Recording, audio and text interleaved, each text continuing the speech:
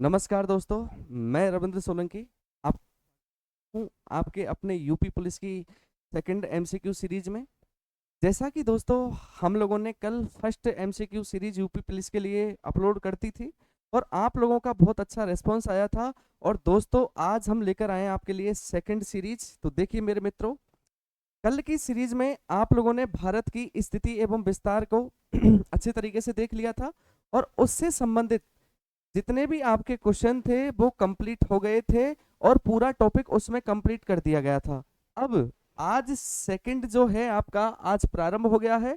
तो second part में हम लेकर आए हैं आपके जो क्वेश्चन है वो भारत के भौतिक प्रदेशों से, यानी भारत के फिजिकल डिवीजन से। क्लियर दोस्तों? तो देखिए दोस्तों, आपका पहला क्वेश्चन आपकी स्क्रीन पर ये रहा। तो देखिए मेरे मित्रों, भारतीय उपमहाद्वीप देखो, भारतीय उपमहाद्वीप मूलतः एक विशाल उप भारतीय उपमहाद्वीप मूलतः एक विशाल भूखंड का भाग था जिसे कहते हैं, देखिए, भारतीय उपमहाद्वीप पहले एक विशाल भूखंड का भाग था जिसे वर्तमान में कहते हैं जुरेसिक भूखंड। तो ये भूखंड नहीं है, ये काल है जो प्रमुखतः डायनासोरों की उत्पत्ति का काल है।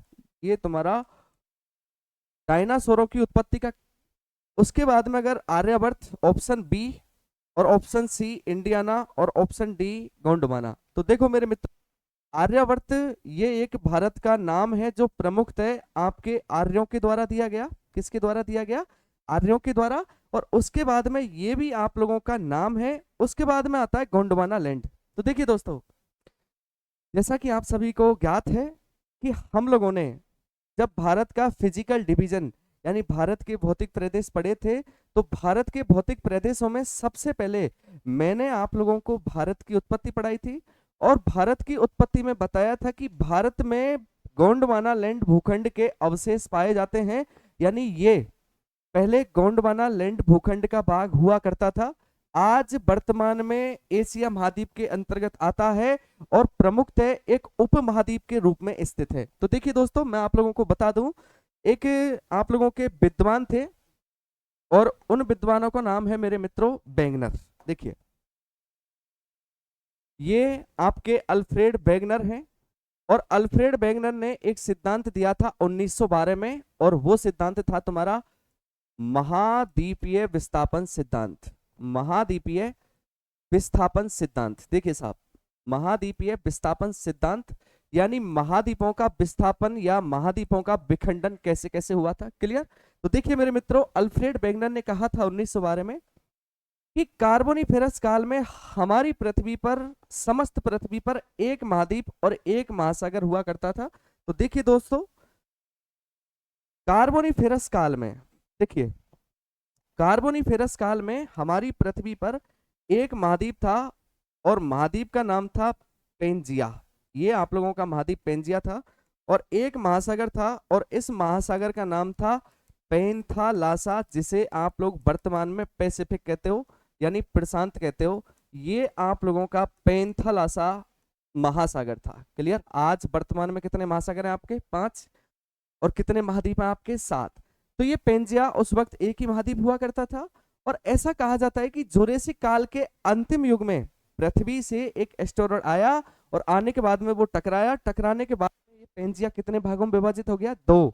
तो ये तुम्हारा पेंजिया 2 भागों में टूट गया। और टूटने के बाद में इसके जो 2 भाग बने, इधर देखिए, इसका जो उत्तरी भाग था, ये जो भाग कहलाया था, ये कहलाया था आप लोगों का दोस्तों अंगारा लैंड। देखिए दोस्तों, ये आप लोगों का अंगारा लैंड। और इसके जो दक्षिण वाला जो भाग था, ये कहलाया था दोस्तों आपका गोंडवाना लैंड। देखो मेरे मित्रों, ये जो भाग था ये कहलाया आप लोगों का गोंडवाना लैंड। क्लियर? देखिए, महाद्वीप बने। उसके बाद में ये 2 महाद्वीप टूट टूट के आज कितने महाद्वीपों में स्थापित हो गए? 7। तो इधर देखिए, अंगारा लैंड के अंतर्गत जो आपके महाद्वीप आते हैं, तो यहाँ देखो, यहाँ एक आपका महाद्वीप आता है और उसका नाम है उत्तरी अमेरिका। ये आप लोगों का अंगारा लैंड का महाद्वीप है। क्लियर?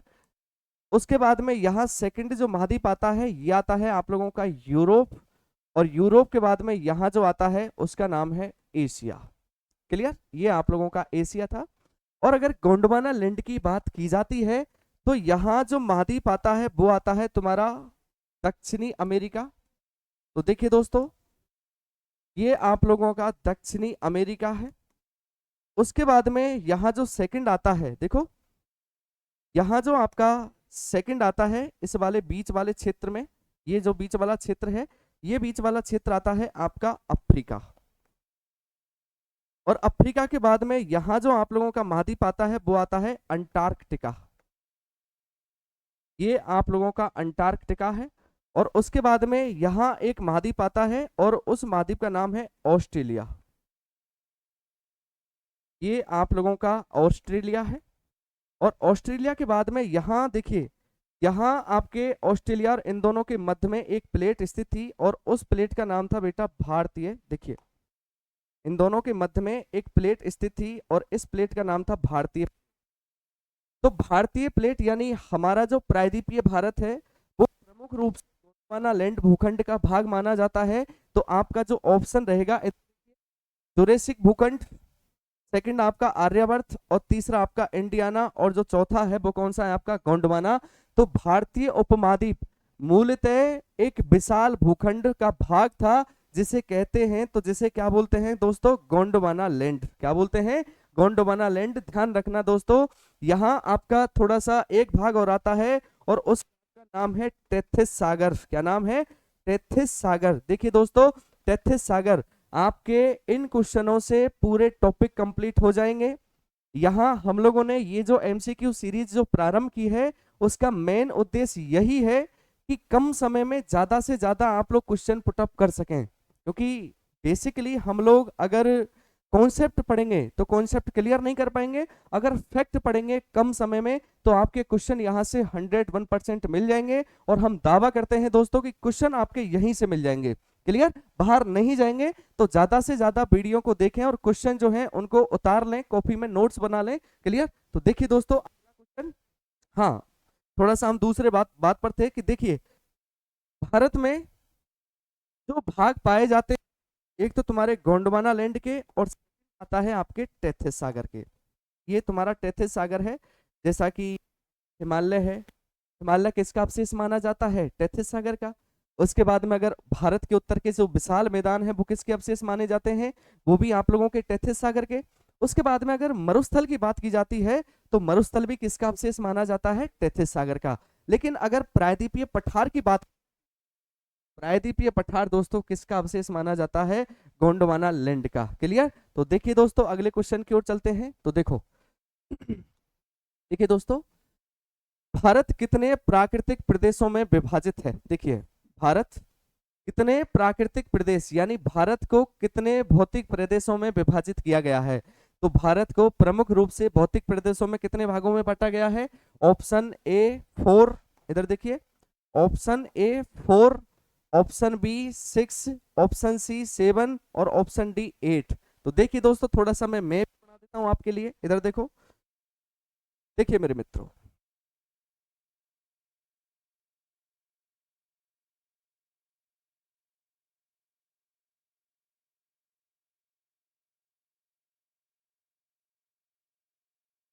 देखिए दोस्तों ये हमारा भारत है और भारत के उत्तर में एक पर्वतीय क्षेत्र है और ये पर्वतीय क्षेत्र है आप लोगों का हिमालय, क्लियर, ये आप लोगों का हिमालय है। उसके बाद में यहाँ जो आपका जो दक्षिण वाला जो क्षेत्र है ये आता है आप लोगों का प्रायद्वीपीय पठार। देखो दोस्तों ये वाला जो क्षेत्र है ये क्या कहलाता है आपका, प्रायद्वीपीय पठार। उसके बाद में देखो यहाँ एक पर्वतमाला है और उस पर्वतमाला का नाम है अरावली। देखिए यहाँ जो पर्वतमाला है इस पर्वतमाला का नाम है दोस्तों अरावली, क्लियर। और अरावली के मध्य में जो क्षेत्र है, इधर देखिए, अरावली के जो मध्य में क्षेत्र है ये प्रमुखतः आपके उत्तर के विशाल मैदान है, क्लियर। तो ये आप लोगों के मैदान है, देखिए यहाँ ये आपका गंगा का मैदान है और यहाँ अगर देखा जाता है तो यहाँ तुम्हारा असम या ब्रह्मपुत्र का मैदान है। लेकिन अरावली के पश्चिम वाले क्षेत्र में जो फैला हुआ है, तो इस वाले क्षेत्र में आप लोगों का मरुस्थल फैला हुआ है। यहाँ गुजरात से लेकर के कच्छ के रण से राजस्थान, राजस्थान के बाद में यहाँ पंजाब, हरियाणा और इन क्षेत्रों में जो फैला हुआ है वो क्या फैला हुआ है, तुम्हारा मरुस्थल, क्लियर। उत्तर की ओर थोड़ा सा यहाँ आपके ये पूरे मैदान है जिसे आप लोग गंगा का मैदान कहते हो। क्लियर दोस्तों? और ये जो भाग है ये कहलाता है आपका प्रायद्वीपीय, ये आप लोगों का प्रायद्वीपीय। क्लियर? उसके बाद में देखो दोस्तों, भारत को भौतिक प्रदेशों के आधार पर कितने भागों में विभाजित किया गया है? तो मैंने आप लोगों को बताया था कि भारत को प्रमुख रूप से 4 भौतिक प्रदेशों में बांटा है। यहाँ जो आपका आता है तो वो आता है उत्तर का पर्वतीय क्षेत्र। देखिए दोस्तों, यहाँ जो आता है वो कौन सा आता है? उत्तर का पर्वतीय क्षेत्र। उसके बाद में यहाँ जो सेकंड आता है वो क्या आते हैं? तुम्हारे उत्तर के विशाल मैदान।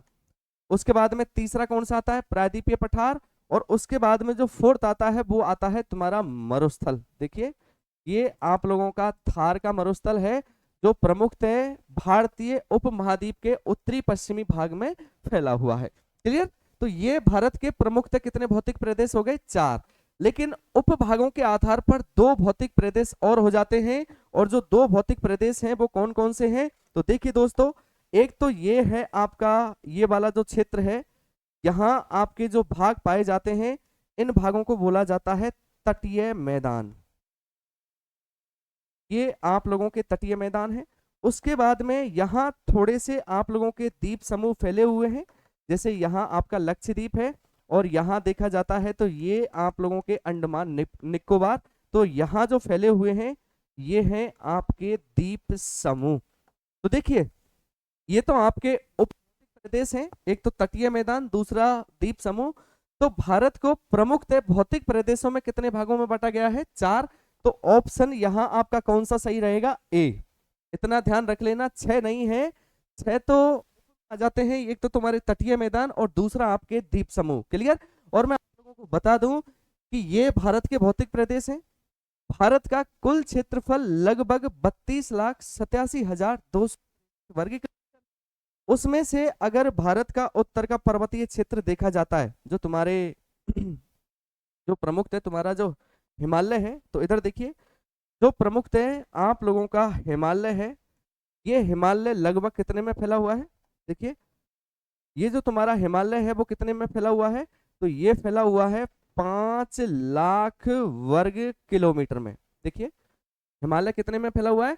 5 लाख वर्ग किलोमीटर में। और जो सेकंड आता है वो क्या आता है आपका? उत्तर के विशाल मैदान। तो आपके जो मैदान है वो कितने में फैले हुए? 7.5 लाख वर्ग किलोमीटर में। उसके बाद में आता है आपका प्रायद्वीपीय पठार। तो प्रायद्वीपीय पठार लगभग आपका 16 लाख वर्ग किलोमीटर में फैला हुआ है।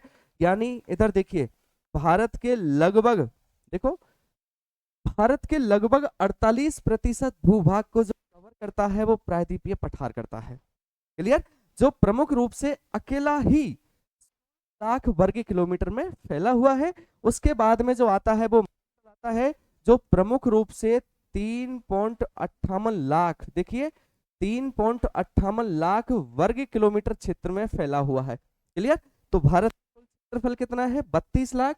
उसमें से हिमालय कितने में है? 5 लाख। उसके बाद में आपके जो मैदान है वो कितने 7.5 लाख। और प्रायद्वीपीय पठार 16 लाख वर्ग किलोमीटर। तो 16 7 5 12 और आधा आपका 1 हो गया। तो यहाँ कितना हो गया? 13। और उसके बाद में 3 16। क्लियर दोस्तों? उसके बाद में चलते हैं, तो यहाँ कौन सा? 4th। उसके बाद में चलते हैं अगले क्वेश्चन की ओर। तो देखिए, निम्नलिखित में से देखिए, निम्नलिखित में से कौन सी सबसे नवीन पर्वत श्रेणी है? निम्नलिखित में से सबसे नवीन पर्वत जो श्रेणी है, ऑप्शन ए में आता है दोस्तों आपका विंध्याचल। ऑप्शन बी में आती है आपकी अरावली। ऑप्शन सी में आती है आपकी शिवालिक। और ऑप्शन डी इसमें आती है आपकी अन्नामलाई। ये जो आपकी जो तीनों श्रृंखला है, देखिए, जैसा कि आपका यहाँ ये पूरा प्रायद्वीपीय पठार है, और प्रायद्वीपीय पठार के अंतर्गत जो तुम्हारी श्रेणी आती है उसमें यहाँ आ जाती है अरावली पर्वतमाला। क्लियर? उसके बाद में अगर यहाँ देखा जाता है तो यहाँ आ जाती है आपकी विंध्याचल पर्वतमाला। उसके बाद में अगर देखा जाता है तो यहाँ आ जाती हैं तुम्हारी थोड़ी सी पहाड़ियां हैं, इन पहाड़ियों को बोला जाता है अन्नामलाई पहाड़ियां। अन्ना का अर्थ होता है हाथी और मलाई का अर्थ होता है पहाड़ियां। क्लियर? और एक जो भाग है वो है आपका शिवालिक। शिवालिक यानी आपका जो उत्तर का जो पर्वतीय क्षेत्र है, जो हिमालय है, हिमालय की सबसे बाहरी श्रृंखला को शिवालिक के नाम से जाना जाता है। तो मैं आप लोगों को बता दूं कि ये जो तुम्हारा प्रायद्वीपीय पठार है, प्रायद्वीपीय पठार, ये जो भाग है ये गोंडवाना लैंड का ये भाग माना जाता है। जबकि जो तुम्हारा हिमालय है, हिमालय आपका टेथिस सागर का अवशेष माना जाता है। और अगर देखा जाता है तो अब में जो नवीनतम जो श्रेणी है, देखिए अरावली की जो उत्पत्ति मानी जाती है वो लगभग 65 करोड़ वर्ष पहले मानी जाती है। क्लियर। उसके बाद में ये धीरे धीरे आपकी श्रृंखलाएं निर्मित होती चली गई। लेकिन हिमालय की जो एज मानी जाती है, इधर देखो, जो आपकी हिमालय पर्वतमाला है, हिमालय की जो एज मानी जाती है वो कितनी मानी जाती है? 7 करोड़ वर्ष। यानी हिमालय का जो भाग माना जाता है वो किसको माना जाता है? शिवालिक को। तो निम्न में से सबसे जो नवीन पर्वत श्रेणी है वो कौन सी है? आपकी शिवालिक। ये तो आपकी प्राचीनतम है, ये तो प्राचीनतम है। देखिए यहां से क्वेश्चन आपका कई बार बना हुआ है। ये जो क्वेश्चन है ये कई रूपों में आया, जैसे कि यहाँ कि निम्न में से पर्वत श्रेणी का उदाहरण है। लेकिन अगर देखा जाता है तो क्वेश्चन ऐसे भी आ सकता है कि निम्न में से कौन सी प्राचीनतम पर्वतमाला का उदाहरण है? तो जैसा कि देखिए ऑप्शन ए में है तुम्हारी विंध्याचल। देखिए ऑप्शन ए में है तुम्हारी विंध्याचल, और ऑप्शन बी में है तुम्हारी यहां देखिए दोस्तों नीलगिरी की पहाड़ियां, और ऑप्शन सी में है आप लोगों की अरावली, और ऑप्शन डी में है दोस्तों आप लोगों की पीर पंजाल। तो देखिए दोस्तों निम्न में से कौन सी नवीनतम नहीं, यहां प्राचीनतम पर्वतमाला का उदाहरण है। तो यहाँ जो प्राचीनतम जो पर्वतमाला का जो उदाहरण माना जाता है वो किसको माना जाता है? अरावली को। ये क्वेश्चन आप कई रूपों में देखने को मिला है। क्लियर दोस्तों। तो चलते हैं आपके अगले क्वेश्चन की ओर। देखिए दोस्तों, शिवालिक पहाड़ियां निम्न में से किसका हिस्सा है? अरावली पर्वतमाला का, सेकंड पश्चिमी घाट का, सी हिमालय का, और डी सतपुड़ा का। तो देखिए दोस्तों एक बार देख लेते हैं मैप की ओर चलकर। तो देखो मेरे मित्रों,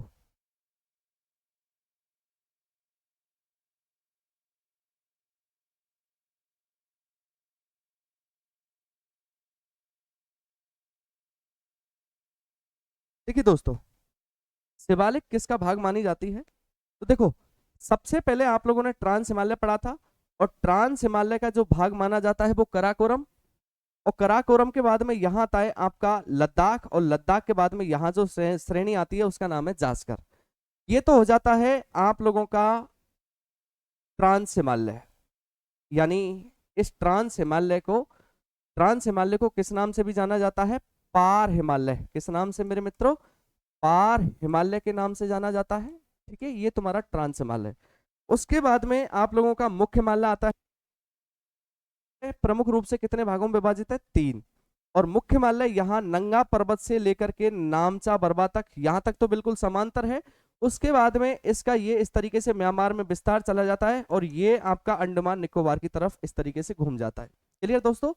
उसके बाद में हिमालय का जो सेकंड जो वो आता है तुम्हारा मध्य हिमालय, और मध्य हिमालय तुम्हारा इस रूप में फैला हुआ है। इसकी ये 4 श्रृंखला है, कटी फटी श्रृंखला है। और मुख्य हिमालय की सबसे जो बाहरी श्रृंखला है उसका नाम है मेरे मित्रों शिवालिक। क्या नाम है दोस्तों? शिवालिक। तो देखिए दोस्तों ये आप लोगों की शिवालिक है। और जो शिवालिक, इधर देखिए क्वेश्चन पे जाइए, शिवालिक की पहाड़ी निम्न में से किसका हिस्सा है? तो ये देखो पश्चिमी घाट की अगर बात करते हैं दोस्तों, हाँ आप लोगों का ये पश्चिमी घाट है। और पश्चिमी घाट में कुछ दर्रे भी हैं, जैसे भोर घाट, थाल घाट। उसके बाद में यहाँ जो अगर पहाड़ियों की बात की जाती है तो यहाँ तुम्हारी पहाड़ियां हैं, जैसे इस क्षेत्र में नीलगिरी की पहाड़ियां, ये आप लोगों की नीलगिरी की पहाड़ियां हैं। और इनका जो नीला रंग होता है वो किसके कारण होता है? चारनोकाइट के कारण होता है। किसके कारण होता है? चारनोकाइट। और नीलगिरी की पहाड़ियों को ही पहाड़ियों की रानी कहा जाता है। नीलगिरी की पहाड़ियों को पहाड़ियों की रानी कहा जाता है, जो प्रमुखतः आपकी केरल, कर्नाटक, तमिलनाडु में फैली हुई है। और इनका जो नीला रंग है वो चार्नोकाइट के कारण होता है, इतना ध्यान रख लेना। उसके बाद में यहाँ जो पहाड़ियां पाई जाती हैं सेकंड नंबर पर, वो पाई जाती हैं आपकी कार्डामम या इलायची की पहाड़ियां। कार्डामम या इलायची की पहाड़ियां जो प्रमुख थे, इन्हें इल्ला मलाई की पहाड़ियां भी बोला जाता है, क्योंकि इनसे सर्वाधिक इलायची प्राप्त होती है। तो ये आपकी पश्चिमी घाट का भाग मानी जाती है। उसके बाद में अगर सतपुड़ा की बात की जाती है तो ये देखिए, ये आप लोगों की सतपुड़ा है। क्लियर। और ये आप लोगों की हिमालय पर्वतमाला है। अरावली, तो ये आपकी अरावली पर्वतमाला है। तो देखिए इधर दोस्तों, शिवालिक की पहाड़ियां निम्न में से किसका हिस्सा मानी जाती हैं? तो किसका हिस्सा मानी जाती है? आपका हिमालय का। किसका हिस्सा मानी जाती है? हिमालय का। तो ऑप्शन कौन सा हो जाएगा आपका? बी। वो ऑप्शन कौन सा हो जाएगा आपका? सी। तो देखिए दोस्तों, थोड़ा सा ध्यान रखना, शिवालिक की पहाड़ियां, यहां से आपका जो क्वेश्चन आया हुआ है, रीट में आया हुआ है कि हिमालय की सबसे बाहरी श्रृंखला, हिमालय की सबसे भारी श्रृंखला को किस नाम से जाना जाता है? तो हिमालय की सबसे भारी श्रृंखला को किस नाम से जाना जाता है? शिवालिक के नाम से, जो प्रमुख थे, किसका हिस्सा मानी जाती है? हिमालय का। क्लियर मेरे मित्रों। तो चलते हैं आपके अगले क्वेश्चन की ओर। देखो, कुमायूं हिमालय, कुमायूं हिमालय निम्नलिखित में से किन नदियों के बीच में स्थित है? कुमायूं हिमालय, पिछली बार को अगर बात की जाती है तो पिछली बार तुम्हारा एक राजस्थान पीटीईटी का पेपर लगा था, यानी 2023 का, और राजस्थान पीटीईटी में यहाँ से क्वेश्चन पूछा गया है, और जो नदियों के आधार पर हिमालय को विभाजित किया है, वो किया है आपके सिडनी बुराड़ ने। देखिए, सिडनी बुराड़, ये आप लोगों के सिडनी बुराड़ हैं। इनके द्वारा 1931 में हिमालय को नदियों के आधार पर विभाजित किया है। तो देखिए पहले, आ जाओ दोस्तों, कुमायूं हिमालय निम्नलिखित में से किन नदियों के बीच में स्थित है? ठीक है, पहला सिंधु और सतलज, सेकंड आपका काली और तीस्ता, उसके बाद में सतलज और काली, और उसके बाद में तीस्ता और ब्रह्मपुत्र। तो देखिए दोस्तों, एक बार मैं आप लोगों को हिमालय का भाग बनाकर बता ही देता हूं। देखिए, ये आप लोगों का हिमालय है, और सिडनी बुराड़ ने हिमालय को नदियों के आधार पर 4 भागों में विभाजित किया है। क्लियर। तो देखिए दोस्तों, जो नदियां निकलती हैं, जैसा कि यहां से एक नदी प्रवाहित होती है, और उस नदी का नाम है मेरे मित्रों सिंधु। देखिए, ये आप लोगों की सिंधु नदी है।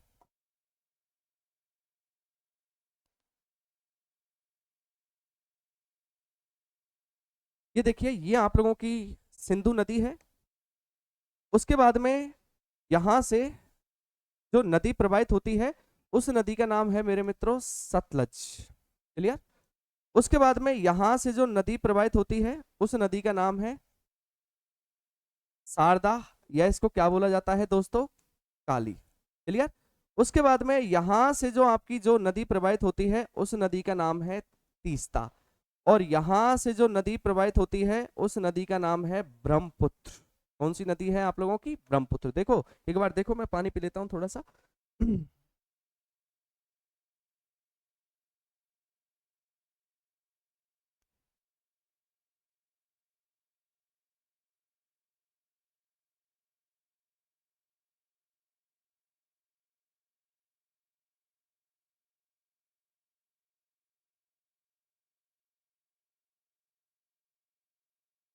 देखिए दोस्तों,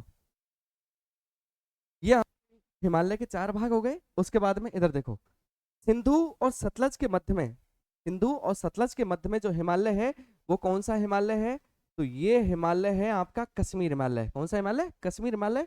और सतलज और शारदा के मध्य में जो हिमालय है, इस हिमालय को जाना जाता है कुमायूं हिमालय। कौन सा हिमालय? कुमायूं हिमालय।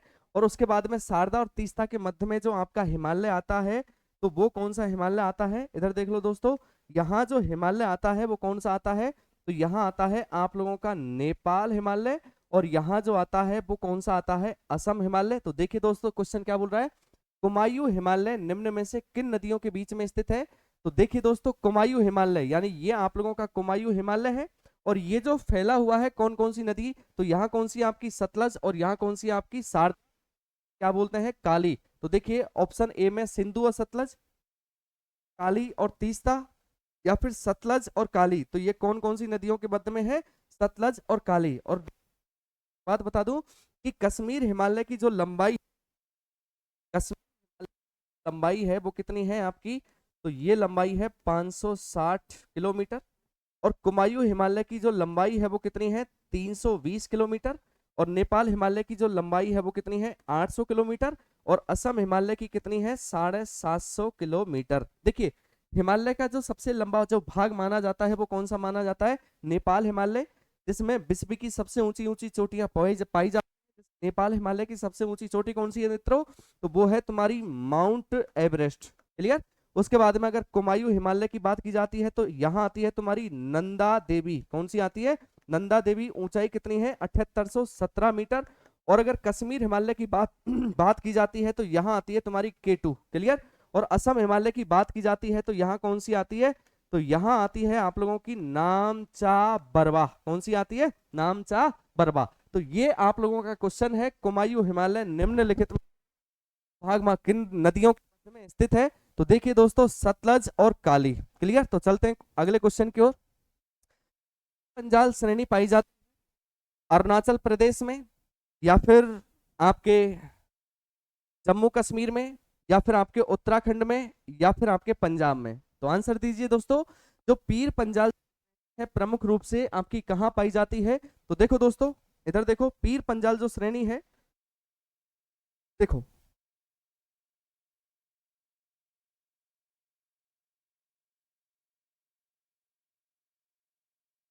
देखिए मेरे मित्रों,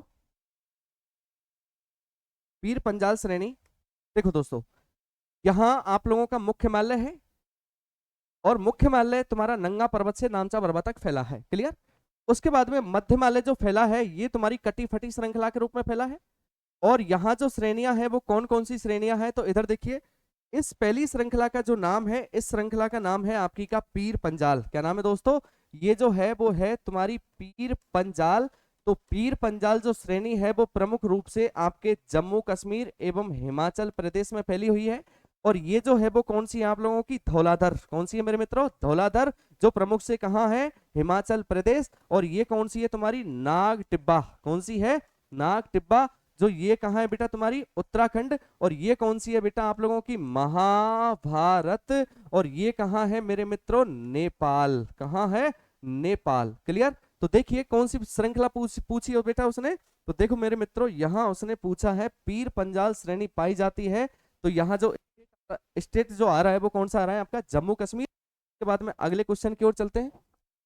हिमालय के किस भाग पर करेबा पाई जाती है, हिमालय के किस भाग पर करेबा पाई जाती है। करेबा आप लोगों की एक झीलीय निक्षेप है।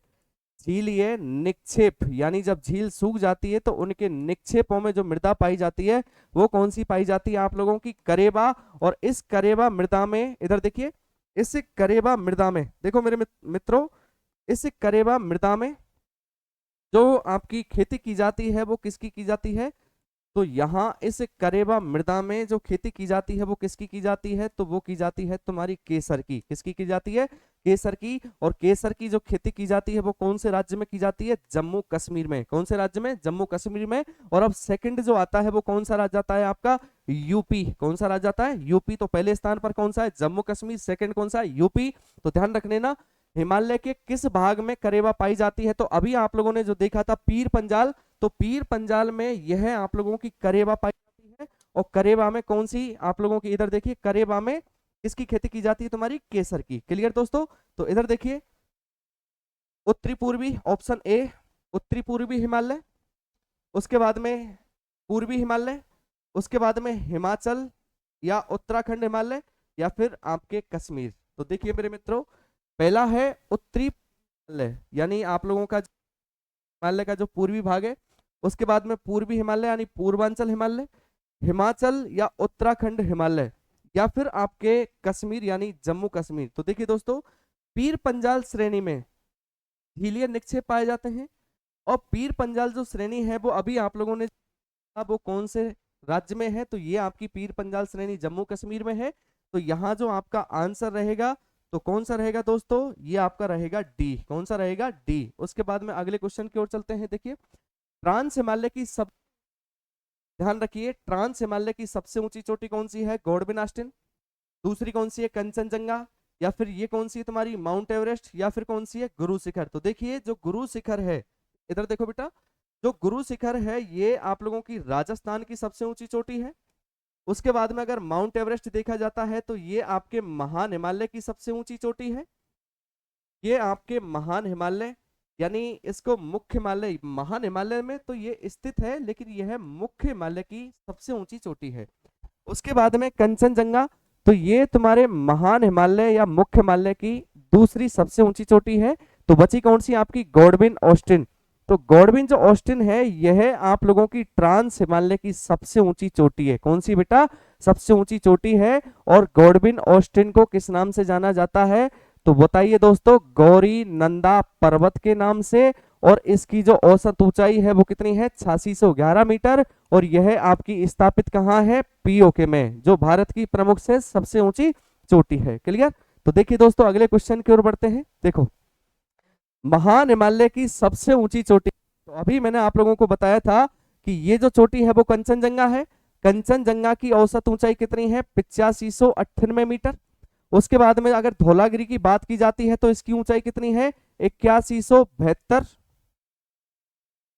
8172 मीटर। अगर मकालू की बात की जाती है तो ऊंचाई कितनी है, 8481 मीटर। और उसके बाद में अगर माउंट एवरेस्ट की बात की जाती है तो इसकी ऊंचाई है 8848.86 मीटर। तो देखिए दोस्तों मेरे, माउंट, ये जो तुम्हारा महान हिमालय है इसकी सबसे ऊंची जो चोटी है वो कौन सी, आपकी माउंट एवरेस्ट। और इसकी अगर दूसरी की बात करें तो ये आपकी दूसरी है। अगर तीसरी की बात करें तो ये कौन सी आपकी तीसरी है। तो इधर देखिए आपका क्रम भी पूछ सकते हैं कि ये तो हो जाती है तुम्हारे महान हिमालय की पहली सबसे ऊंची चोटी। उसके बाद में अगर सेकंड की बात करें तो ये सेकंड कंचनजंगा। और अगर थर्ड की बात करें तो ये आपकी मकालू। और फोर्थ की बात करें तो ये कौन सी हो जाती है आपकी। तो महान हिमालय की सबसे ऊंची चोटी कौन सी है, तो सबसे ऊंची चोटी है दोस्तों आपकी माउंट एवरेस्ट। कौन सी है, माउंट एवरेस्ट। उसके बाद में कि निम्न में से प्रथम भारतीय नारी, नारियों की बात चल रही है बेटा, इसे ध्यान दे रही है, तुम्हारे ऊपर कोई ध्यान नहीं है, ध्यान रख लेना। आप लोगों को ऐसा लगा था, सरकार ने पहले ही फर्स्ट में ही अनाउंस कर दिया था कि 6 महीने के बाद में एग्जाम लगेगी, लेकिन आपको तो यूं लगा था कि हो सकता है कि सरकार 2-3 महीने पहले हमें एग्जाम की सूचना देगी। ऐसा नहीं है। जब सरकार ने पहले ही अनाउंस कर दिया था, जब पेपर आउट किया था कि 6 महीने के बाद में एग्जाम ले लेंगे, तो समय हो गया है। और समय होने के बाद में सरकार अपने पूरे वादे के आधार पर आपकी एग्जाम करवा रही है। तो देखिए दोस्तों, निम्न में से प्रथम भारतीय नारी जो एवरेस्ट पर चढ़ने सफल, पहली आपकी संतोष यादव, सेकंड आपकी बछेंद्री पाल, थर्ड आपकी जुंको ताबई, और फोर्थ आपकी Krishna Patil. Clear. Option A Santosh Yadav, तो संतोष यादव 2 बार माउंट एवरेस्ट पर चढ़ी थी। ये 2 बार इनके द्वारा माउंट एवरेस्ट को फतेह किया गया था। देखिए माउंट एवरेस्ट को 2 बार जो फतेह किया गया था वो किसके द्वारा, संतोष यादव। बछेंद्री पाल के द्वारा सबसे पहले, इधर देखिए, बछेंद्री पाल के द्वारा सबसे पहले माउंट एवरेस्ट को फतेह किया गया था। और कब किया गया था, 1984 में। उसके बाद में अगर जुंको ताबई की बात की जाती है तो ये विश्व की प्रथम महिला थी जो माउंट एवरेस्ट पे चढ़ी थी। तो विश्व की पहली जो महिला थी, विश्व की जो पहली महिला थी वो कौन सी थी तुम्हारी, जुंको ताबई। तो ये कब चढ़ी थी तुम्हारी, 1975 के करीब। और कृष्णा जो पाटिल है आप लोगों की, देखिए सबसे कम उम्र की महिला है जो माउंट एवरेस्ट पर चढ़ी थी, जिसकी उम्र कितनी है बेटा, 19 वर्ष। और ये कहाँ की है तुम्हारी, महाराष्ट्र की। तो इधर देखिए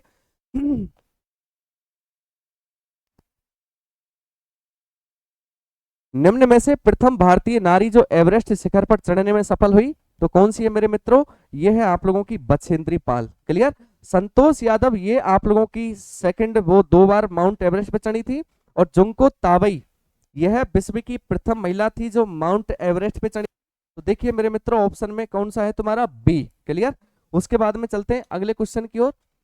2 बार माउंट एवरेस्ट पर विजय प्राप्त करने वाली महिला पर्वतारोही, तो देखिए दोस्तों वो कौन सी है तुम्हारी, संतोष यादव। कौन सी है, संतोष यादव। उसके बाद में इधर देखिए अगला क्वेश्चन, भारत की सर्वोच्च पर्वत चोटी कौन सी है। देखिए दोस्तों ये क्वेश्चन आपका पूछा भी गया है 2021 राजस्थान वीडियो यानी ग्राम सेवक का जो पेपर लगा था, भारत की सर्वोच्च पर्वत चोटी कौन सी है? Godwin Austen. तो देखिए इसकी जो औसत ऊंचाई है वो कितनी है? 8611 मीटर, और स्थापित कहाँ है? तुम्हारे लद्दाख के पीओके वाले क्षेत्र में। कंचनजंगा, ये तुम्हारी 8598 मीटर, और ये स्थापित कहाँ है दोस्तों? तो ये है आपकी सिक्किम में।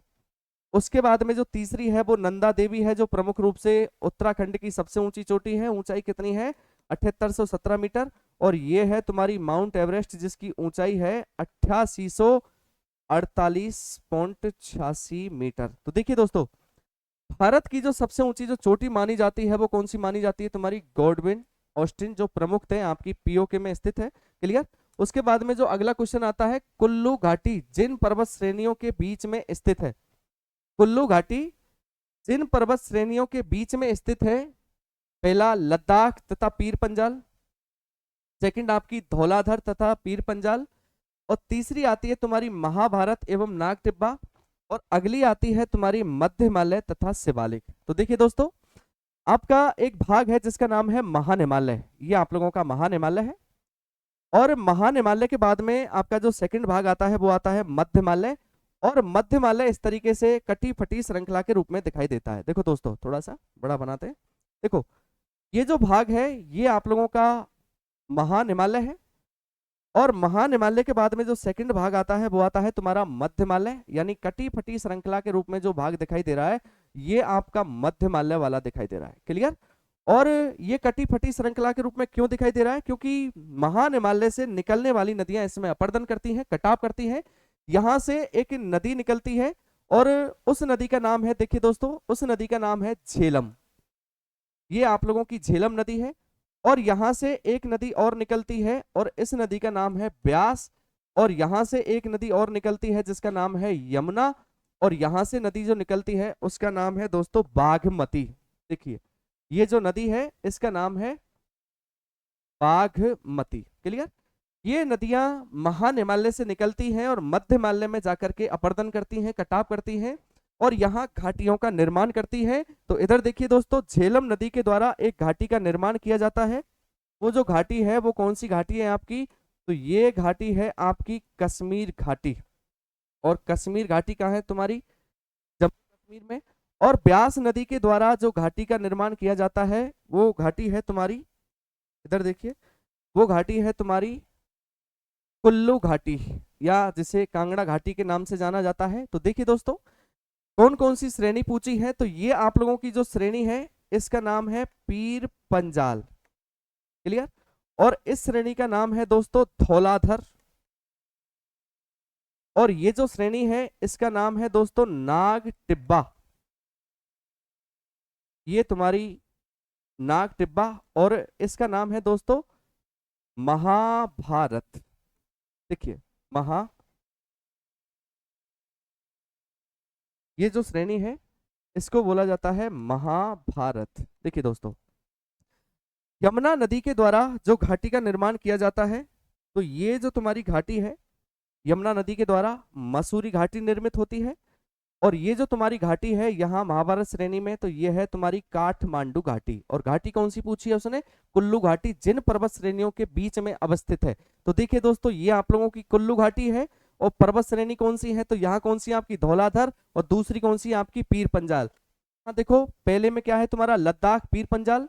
सेकंड में क्या है? धौलाधर तो पीर पंजाल। तो आपकी जो कुल्लू घाटी है वो कहाँ बन रही है? पीर पंजाल एवं धौलाधर श्रेणियों में। तो ऑप्शन कौन सा है आपका? बी। अगर पूछे आपकी मसूरी घाटी, तो मसूरी घाटी आपकी यहाँ धौलाधर और नाग टिब्बा। उसके बाद में तुम्हारी जो काठमांडू घाटी है यह नेपाल में निर्मित होती है। और नेपाल में तुम्हारी एक तो यहाँ ये नाग टिब्बा और दूसरी महाभारत श्रेणी। क्लियर।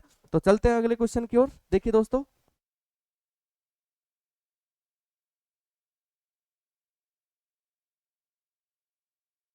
देखिए दोस्तों, निम्नलिखित में से कौन सा सुमेलित नहीं है? ये आपके तर्रे हैं, सिपकिला। उसके बाद में सेकंड आता है आप लोगों का, यहाँ देखो दोस्तों, पहला आता है आपका सिपकिला, सेकंड आता है आपका लिपुलेख, और अगला आता है नाथुला, और अगला आता है यांग्याप। का यांग्याप है ना बेटा? ये यांग्याप है। थोड़ा सा हो गया है। क्लियर। टाइपिंग में थोड़ी सी गलती हो गई है। क्लियर। थोड़ा सा कोई बात नहीं, कॉम्प्रोमाइज करो। सिपकला जो दर्रा है यह प्रमुख रूप से हिमाचल प्रदेश, तो ये आपका हिमाचल प्रदेश में है, करेक्ट है। इस दर्रे से भारत में एक नदी प्रवेश करती है जिसका नाम है सतलज नदी। क्लियर। उसके बाद में जो लिपुलेख है ये आप लोगों का उत्तराखंड में है। थोड़ा सा ये ध्यान रखना, जो उत्तराखंड को नेपाल से जोड़ने का कार्य करता है, ठीक है, ये आप लोगों का नेपाल को जोड़ने का कार्य करता है, ठीक है, ये ठीक है उत्तराखंड में है। तो यहाँ आपका जो सेकंड जो ऑप्शन है ये आप लोगों का गलत है। उसके बाद में जो नाथुला दर्रा है यह प्रमुख रूप से सिक्किम में है।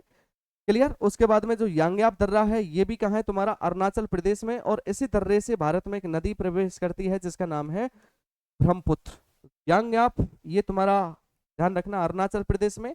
उसके बाद में नाथुला ये प्रमुख रूप से सिक्किम में है। क्लियर। 1962 के युद्ध के दौरान चीन के द्वारा इसको बंद कर दिया गया, उसके बाद में पुनः खोल दिया है, लेकिन 1962 में बंद कर दिया।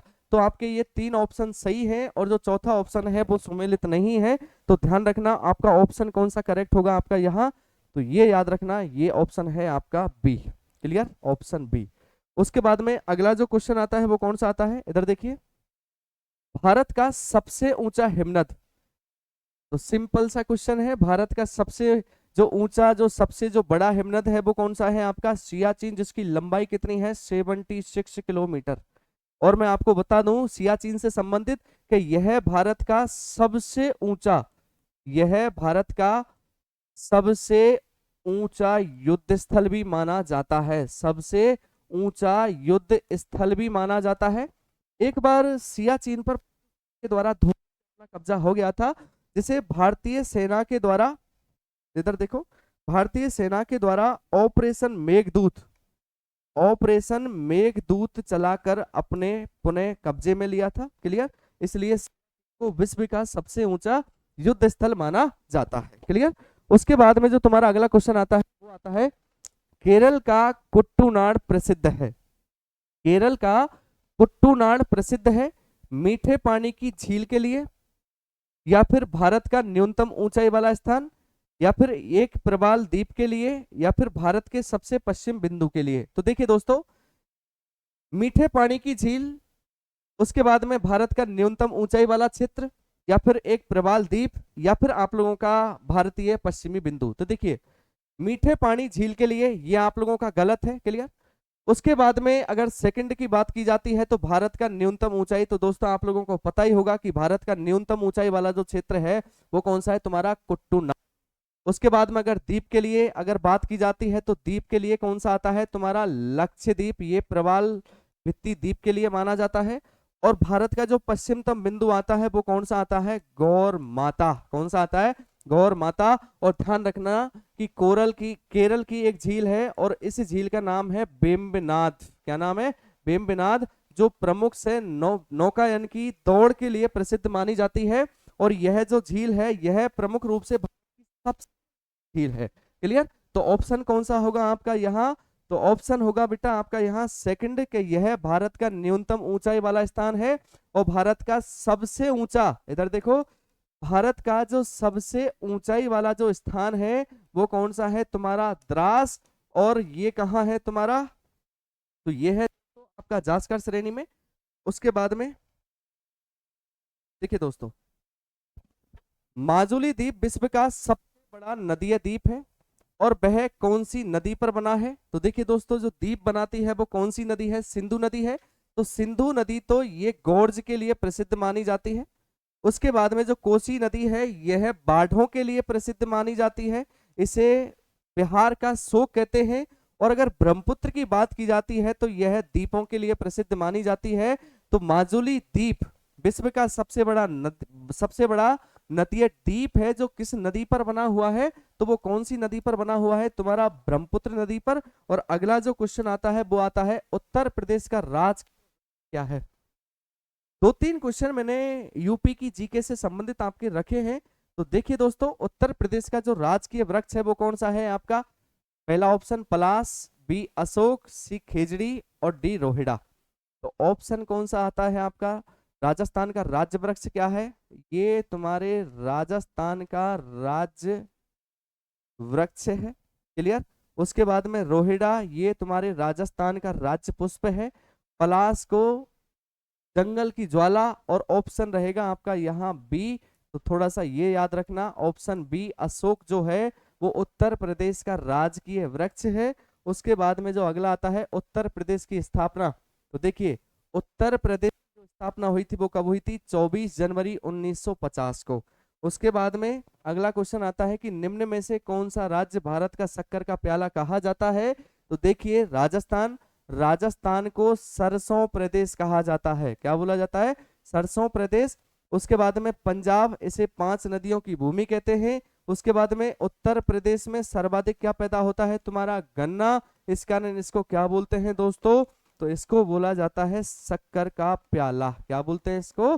शक्कर का प्याला। उसके बाद में एमपी, तो इसको क्या बोलते हैं? सोयाबीन प्रदेश।